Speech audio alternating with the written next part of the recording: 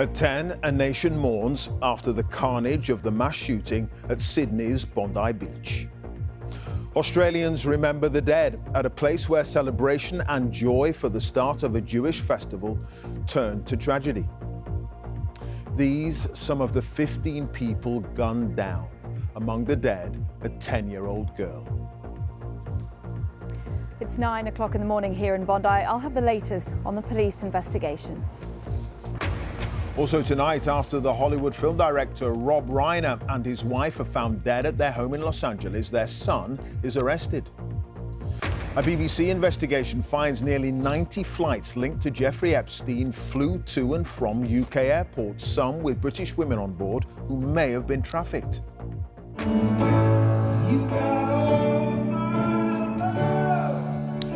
And a wedding singer like no other. Which pop star took to the piano for one lucky couple's wedding in Staffordshire?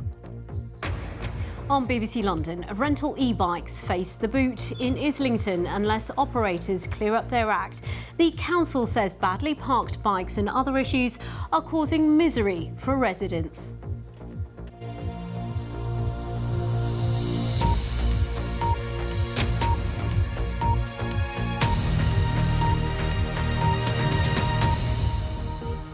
Hello to you. Many in Australia still can't quite believe what happened yesterday at Bondi Beach, but a nation in mourning now has to come to terms with an immense tragedy perpetrated by a father and son. In defiance last night, large crowds gathered at the beach to mark a second night of Hanukkah after the celebrations the day before were so cruelly cut short. The Prime Minister, Anthony Albanese, says his government will consider tougher gun laws in the aftermath of the shootings, which left 15 people dead and more than 40 others injured. The gunmen have been named locally as Sajid Akram, who was shot dead by police, and his son Navid, who's in hospital under armed guard. This is the scene of the attack live at Bondi Beach. It's just after 9 o'clock on Tuesday morning local time. And Katie Watson is there with our top story. Katie.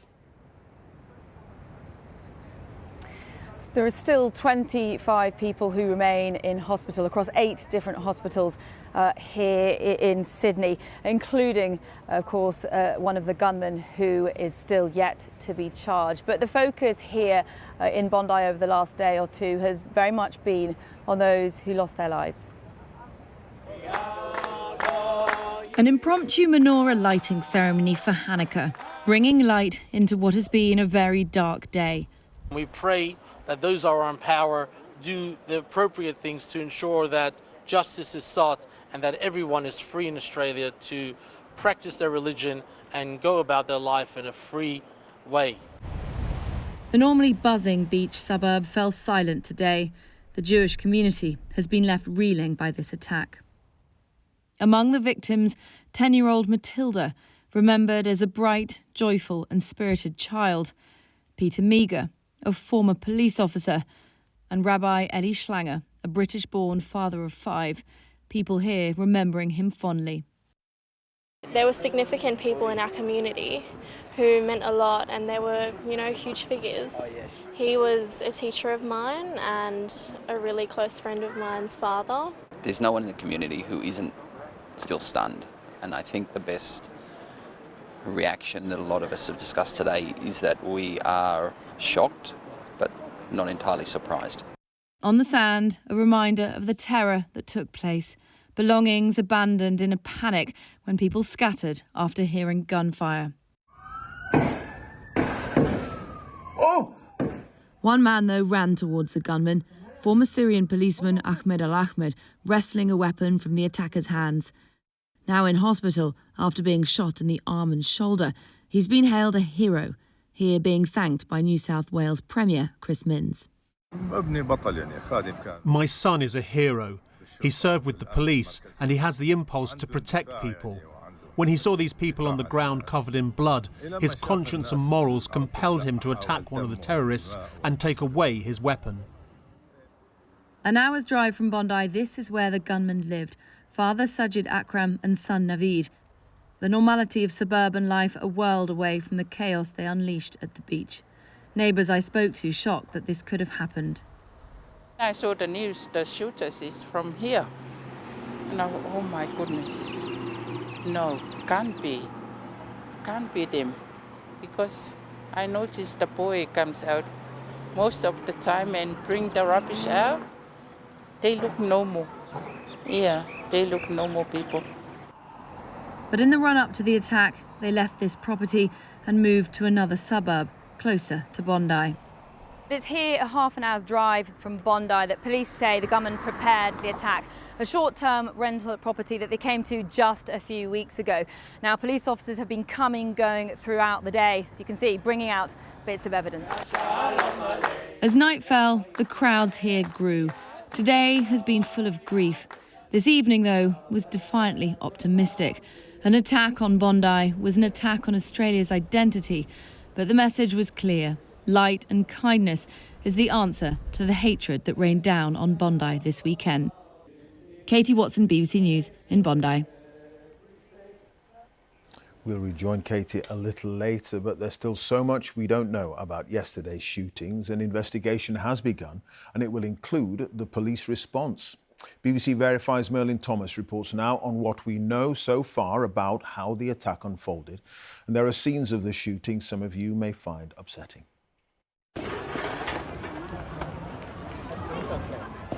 Bondi Beach turned into a scene of horror. Shortly after 6:40 p.m. local time, New South Wales police received reports that shots had been fired. The attack targeted Jewish people attending a Hanukkah event. This nearly 11-minute video is the earliest footage we have of the attack.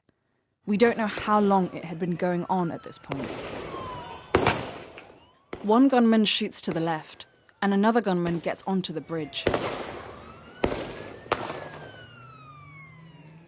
The bridge where the father and son positioned themselves is around 70 metres away from where the Hanukkah event was taking place on the beach, near a children's playground.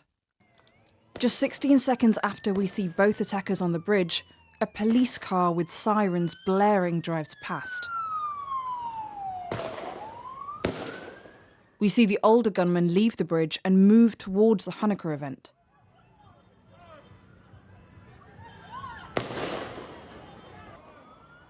We see the attacker, gun raised and aimed at people.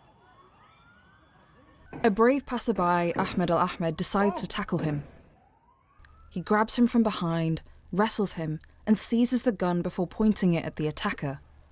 The attacker retreats, and Ahmed Al-Ahmed eventually lays it down. But at one point, the younger gunman walks down the bridge and appears to wave someone away.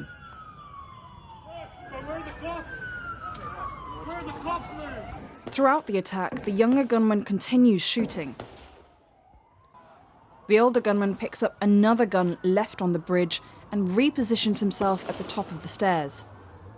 We also see what appears to be a police officer taking cover behind a car. Just over 4 minutes after the video begins, it's clear someone is shooting at the gunman.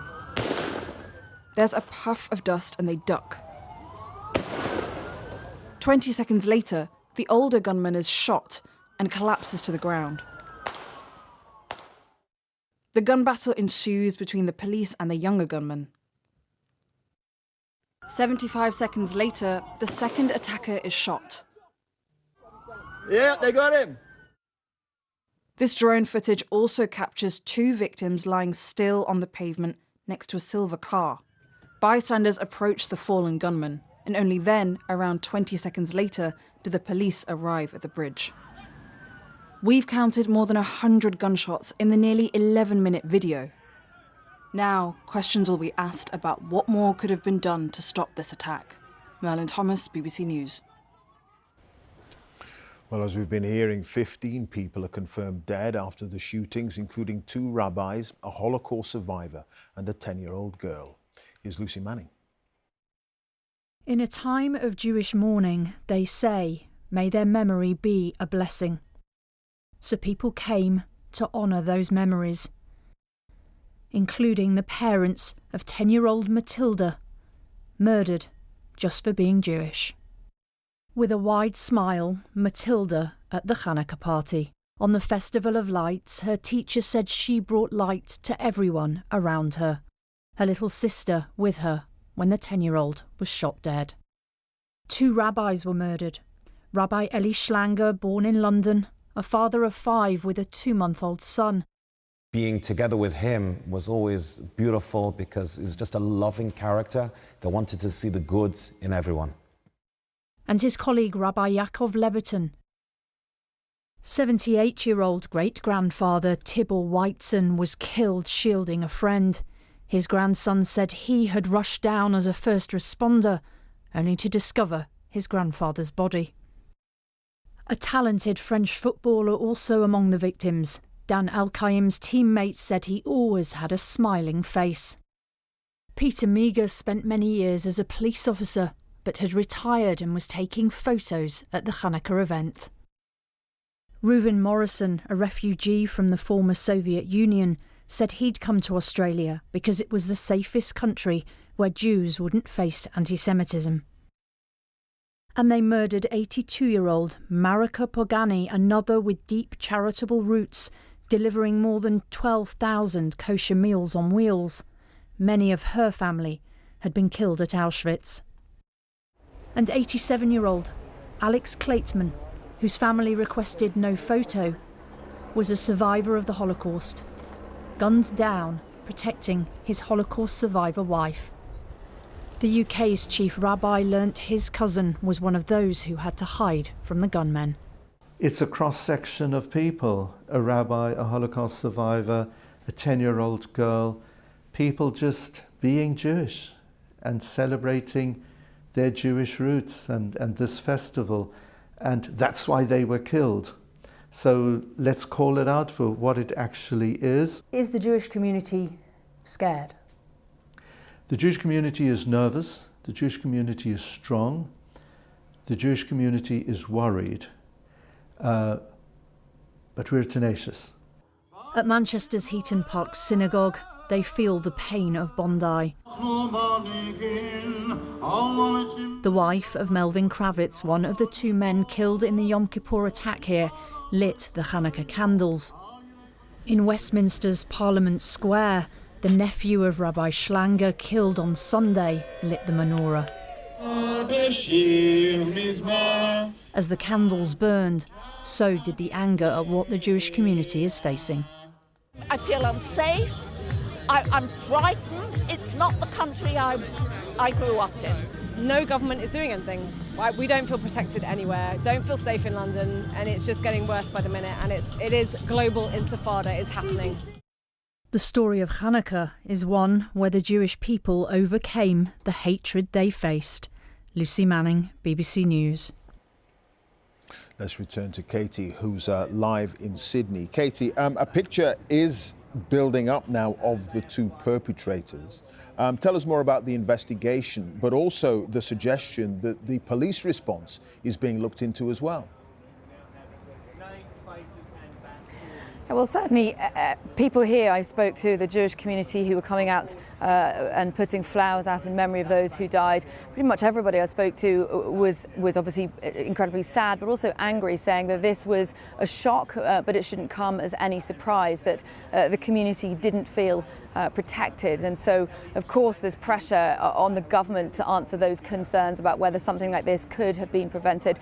And there will no doubt also be concerns about whether the government response in this attack was adequate. As you can see, it's still very early days. This is still very much a crime scene behind me. The police cordons as people come and lay flowers down here. Now, this is an area of Bondi that usually at this time, 9 o'clock in the morning or so, it would be absolutely heaving, this main walkway at the most iconic beach here in Sydney.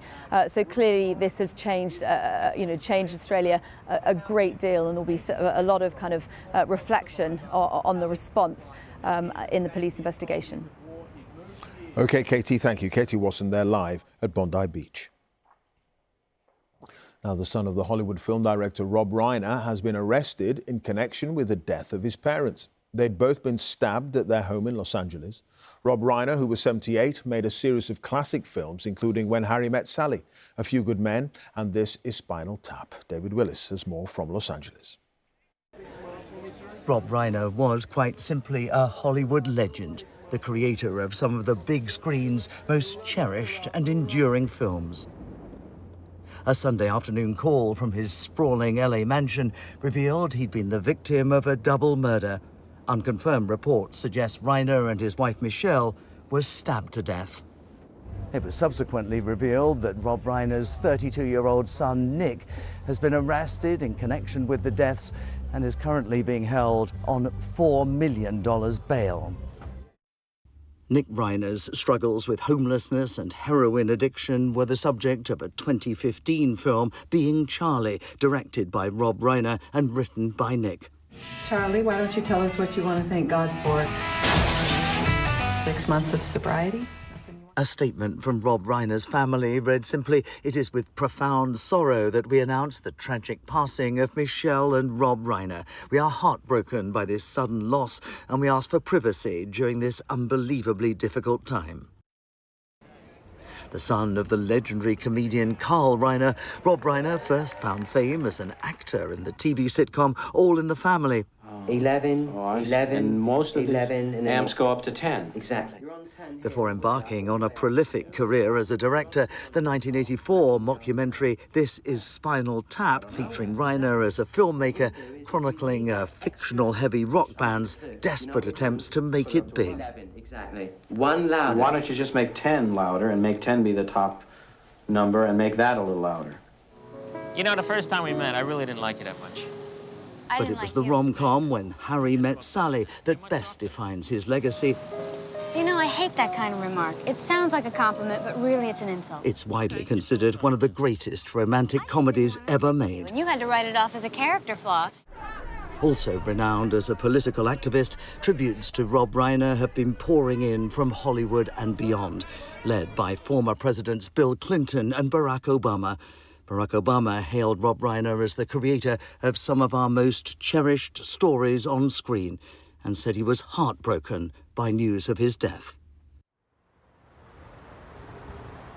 Donald Trump struck a different tone, however, in a social media post published only minutes before officials revealed that they had arrested Nick Reiner. And Mr. Trump made the extraordinary claim that Rob Reiner's death was somehow the result of his criticism of the president's policies. Now, those comments were widely condemned, including by some within his own Republican Party. Rob Reiner was, of course, a leading critic of Donald Trump's, at one stage branding the president mentally unfit to hold public office. Clive. All right, David, thank you for that. David Willis there, live in Los Angeles. Here, resident doctors in England will go on strike for 5 days later this week after rejecting the government's latest offer on pay and conditions. Sir Keir Starmer has condemned the move, calling it irresponsible. Hugh Pym is with me now. So this latest offer has been turned down again. That's right, Clive. Wes Streeting, the Health Secretary, came up with a new offer late last week aimed at trying to get this strike put off. It would have involved creating more training places for newly qualified doctors so they could progress their careers. Some had been saying they were unable to find work, they were unemployed, but there was nothing new on headline pay, a key part of this dispute. So resident doctors in England were consulted by their union over the weekend in an online survey. We got the result back today, and it showed that there were 83% in favour of carrying on with the strike action. That was on a turnout of 65%. Now, Mr. Streeting has been saying for several days now that flu is a real problem for the NHS, particularly for hospital bed numbers, and he said a strike plus flu would be a double whammy for the NHS. Today, his reaction was to say it was a shocking disregard for patient safety to hold the strike self-indulgent and dangerous, and he urged doctors to go into work anyway. Now, the BMA response is that Mr. Streeting has been scaremongering. He had a chance to come up with, in their own words, a credible and serious offer, but didn't manage to do that. And they say they will address safety concerns with NHS leaders as and when they arise in the 5-day strike in England due to begin on Wednesday. Sure. OK. Hugh, thank you. Hugh Pym, our health editor. Donald Trump says he believes peace in Ukraine is closer now than ever. He made the comments following 2 days of meetings in Berlin between Ukrainian and US negotiators, which included European involvement. President Zelensky described the talks as productive but not easy. Tonight, a number of European leaders issued a joint statement outlining possible security guarantees for Ukraine, which apparently have been agreed with the US. Katya Adler has the latest from Berlin. An image of unity amongst Ukraine's allies not seen in a very long time. US chief negotiators backslapping with European leaders in Berlin, shoulder to shoulder with Ukraine's President Zelensky, after 2 days of frantic diplomacy to try to find a peace plan. We now have a chance for a real peace process for Ukraine. The seed is still small, but the opportunity is real. The German Chancellor said he believed that more progress had been made in these 2 days of talks in Berlin than possibly in all of the efforts we've seen in the last weeks and months to find a ceasefire and a long-lasting peace in Ukraine. Tonight, details began to emerge about security guarantees Ukraine's allies say they could offer to ensure Russia will never invade again, including a European-led multinational force for Ukraine, a US-led ceasefire monitoring mechanism, and a legally binding commitment to act to restore peace and security if there's a new armed attack. Thank you very much. From Washington, President Trump sounded upbeat about ending the war. We're getting closer. We're having tremendous support from European leaders. They want to get it ended also. And at this moment, Russia wants to get it ended. But back in Berlin, President Zelensky suggested there'd been little progress over the thorny question of territory Russia's demanded Ukraine give up in its east before it signs a ceasefire. On this point, we all still have different positions, he said. So is peace just around the corner? Well, not quite. I mean, clearly progress has been made between Ukraine's allies over a possible peace plan.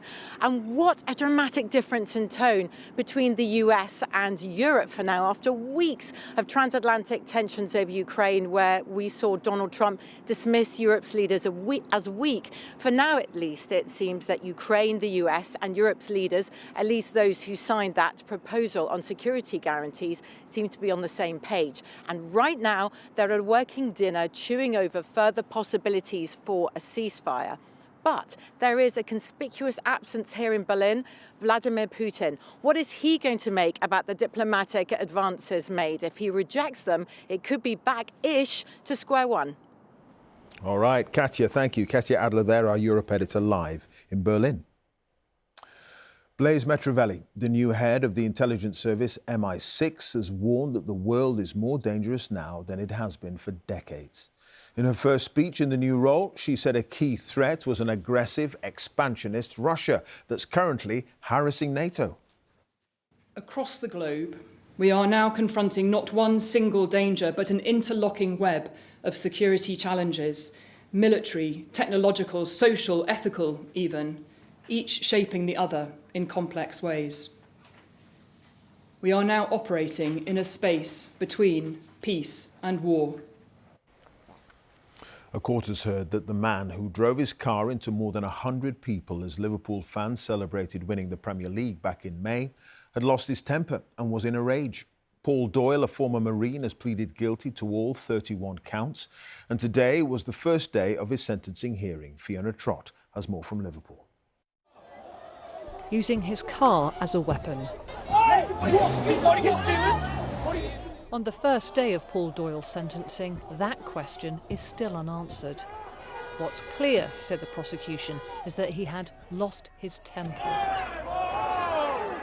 And he didn't stop. He carried on regardless and kept his hand on the horn. The rear windscreen now smashed. And there were gasps in court today too, as victims and their families saw the car hit a pram and a 10-year-old girl. They're images we can't show you because they're too distressing. In 7 minutes, the 2-ton car had collided with more than 100 people. For months, Paul Doyle denied everything. Then, at the start of his trial, he pleaded guilty. It's remarkable that nobody was killed. Even a paramedic was hit, his bike abandoned on the ground.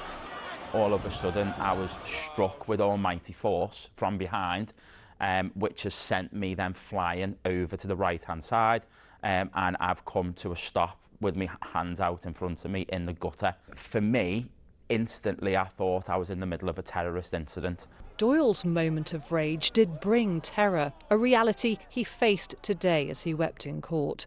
Tomorrow he's due to face his punishment. Fiona Trott, BBC News, Liverpool. A BBC investigation has found that almost 90 flights linked to the late sex offender Jeffrey Epstein arrived at and departed from UK airports, some with British women on board who may have been trafficked by him.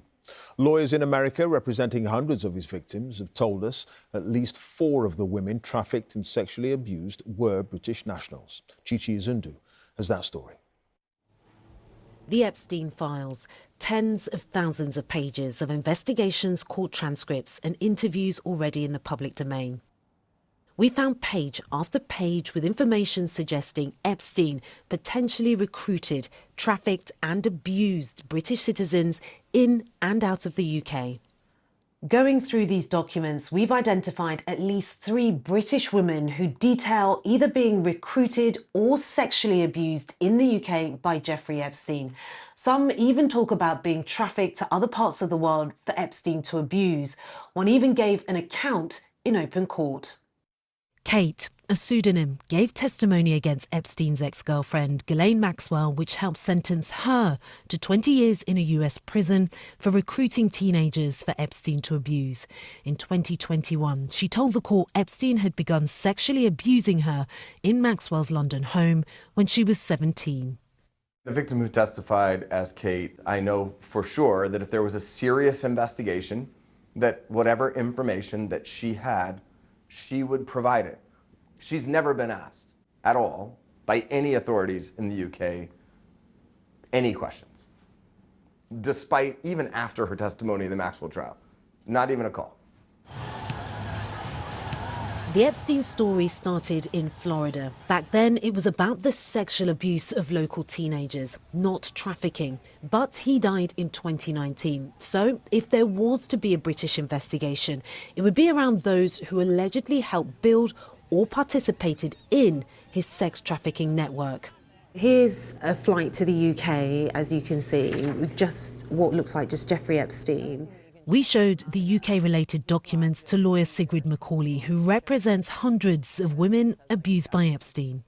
I think that's the interesting thing about the Epstein sex trafficking operation was how vast it was. So it is shocking to me that the UK has not taken a closer look at those flights, at where he was, at who he was seeing at those moments, and who was on the plane with him.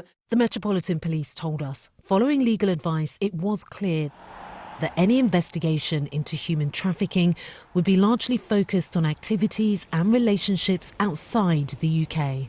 The message that the Met is sending is that if you come to law enforcement, you will, and this is a powerful person you're reporting on, it will not get investigated. That is the absolute wrong message. We've realized something. This fight belongs to us.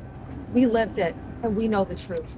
The US government is expected to release all the files related to Jeffrey Epstein's criminal past imminently. Some of the women abused by him are moving on with their lives, others still fighting for justice. But despite the information of potential criminal activity taking place in the UK, it looks like there won't be any British justice for any of them. Chichi Izundu, BBC News.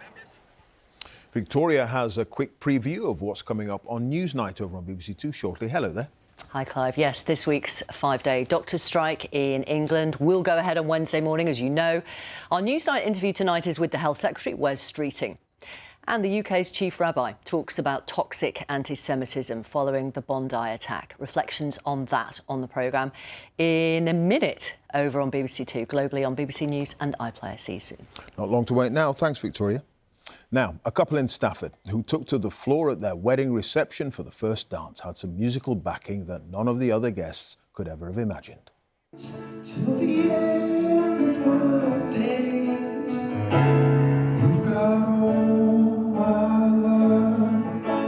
Yep, That's Coldplay's Chris Martin, who popped in after the groom's mother had asked the singer for a video message for newlyweds Abby and James Hotchkiss. But he decided to go one better and helicoptered in to play All My Love. Time for the weather now, and Darren's here. Hello there. That is brilliant. Hello, Clive. Well, at the moment, there are no weather warnings out for tomorrow, which is really going to be a welcome change. The wettest weather today was actually in the Vale of Glamorgan, another 60 millimetres or more, which is why we've got flooded scenes like this. The rain did clear away from Cumbria, where we've also had some flooding, but we've got this next pulse of rain coming back into the southwest, into South Wales. That will tend to steer its way into the Midlands, up towards parts of northern England. Heavy rain for a while, but the worst of that will be moving out into the North Sea, leaving behind clearer skies further north and west. And in Scotland and Northern Ireland, may even be a pinch of frost overnight and some short-lived mist and fog patches here as well. But there won't be much rain left as we head into tomorrow. There will, however, still be a lot of cloud across Lincolnshire, East Anglia and the southeast. Some hangback of high cloud through the Midlands. Otherwise, it's looking dry for many, with more in the way of sunshine away from those showers in the northwest of Scotland. The winds will be quite light away from here as well, but the air is just a little bit colder. And in Scotland and Northern Ireland, temperatures may get no better than 5 or 6 degrees. Any rain and cloud in the southeast moves away after dark, but look what's heading our way, more wet and windy weather as we head into Wednesday. Now, ahead of that, across the Midlands and eastern England, it's going to be quite a chilly start to Wednesday. May well be some mist and fog. That will lift as the wind picks up. It's going to get particularly windy through the Irish Sea with gales in the northwest. And this wind is going to push cloud and rain eastwards to many parts of the country. Heavy rain over the hills. It's a stronger south to southwesterly wind. That's giving us another push of mild air, so temperatures will be up as high as 11, 12 degrees. It's also going to be mild on Thursday, but we've got more wet weather developing more widely. Well, that should be out of the way by the end of the week. Most places will be dry with some sunshine. Clive. Nice one. All right, Darren, thank you. Darren Bet there. That's it. Now, it's time for all the news where you are. Have a peaceful night.